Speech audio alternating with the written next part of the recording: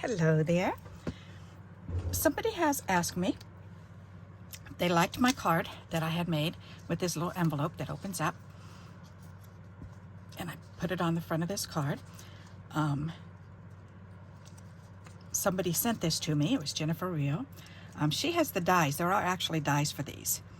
So, but somebody asked, if you don't have the dies or can't afford the dies, how can you make something similar?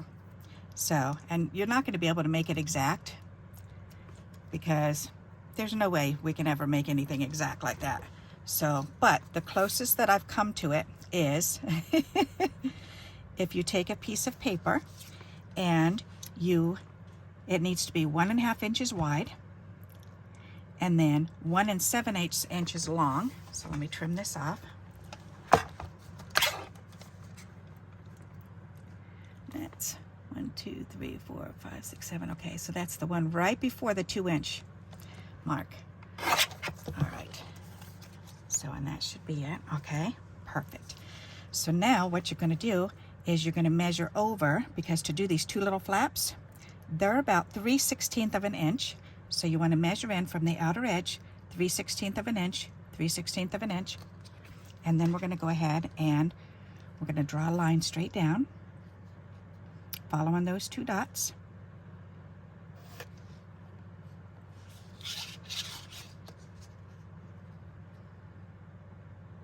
Because we need to make those two little flaps on the either side.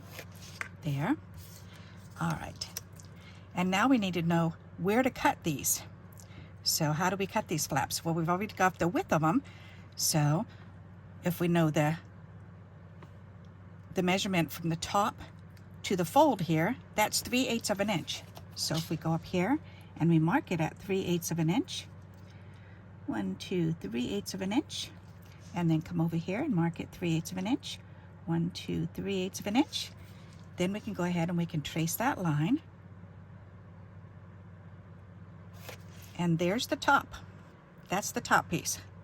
Okay. Now we need to know the bottom portion where up to the fold, and that's 5/8 of an inch. So if you turn it around and start on the bottom, you measure in 5/8 of an inch. So that's 1, 2, 3, 4, 5, which is the one right after the 1/2 inch. The next 1/8 of an inch is the 5/8 inch. Okay, and then do the same thing. So find the 1/2 inch and then mark it the very next 1/8 of an inch. Then we can go ahead and we can connect those two dots together. And now we have the pattern once we cut it apart. Okay, so to cut it, all you have to do is this. We want to make sure we cut out this corner piece, this corner piece, this corner piece, and this corner piece. We also want to do it at an angle, a slight angle. So that way when it's folded in, it's not preventing it from closing. So we're going to cut from the bottom up to this point right here and just cut on the inside of the line just a wee bit. Just a little bit right on the inside of the line. Then we're going to turn around and we're going to we need to make the two flaps on either side, but we want it at an angle. So we're going to cut it a little bit at an angle and remove this piece. We're going to do the same thing on the other side. So we're going to cut up to the corner, going a little bit inside this line. If I can line it up there, okay.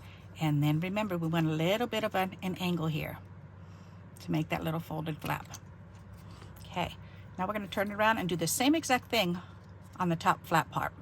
So we're going to cut from here, from this line up to this line, but on the inside of this line, just a little bit in, and then we're going to turn it and we're going to cut this off at an angle. Look at that, we've got a flap already. We're going to do the same thing over here. We're going to cut on the inside of the line up to that fold line. Okay, then we're going to cut it at an angle into that. The shorter part, you can see that there's a difference from the top and the bottom. The top part is the short part, the bottom part is the longer part. and then we've got our two sides to fold in. So we can certainly fold these two sides in.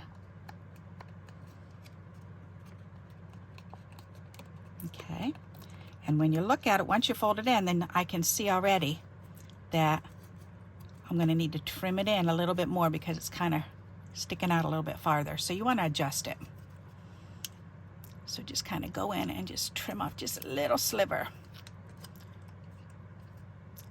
And kind of do it at an angle up to that point. Not a lot, just a real small sliver. And do the same thing at the top now. Kind of cut in a little bit at a sliver. There you go, that and that. All right. Then you can fold the bottom piece up, and what I do is I take my finger now and put it right where my drawn line is and fold it right there. That way it'll fold up easily. You want to check and make sure, you want to score it first.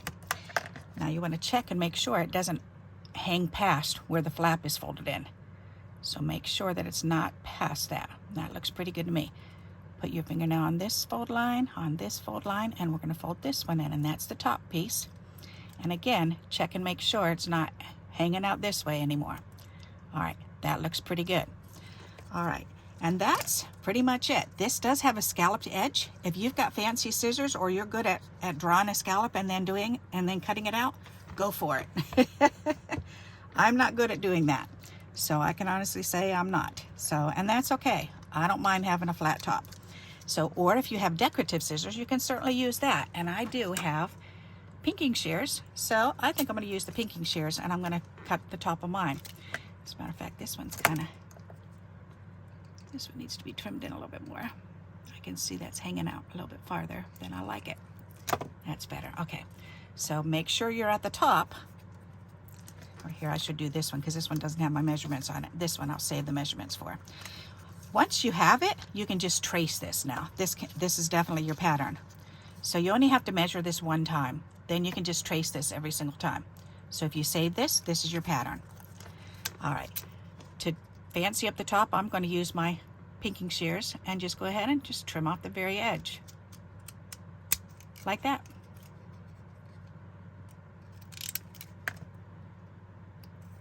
And now I've got a fancy edge on mine. To show that fancy edge off, you can certainly take a marker, and I think I'll choose purple, why not? And just go along the edge.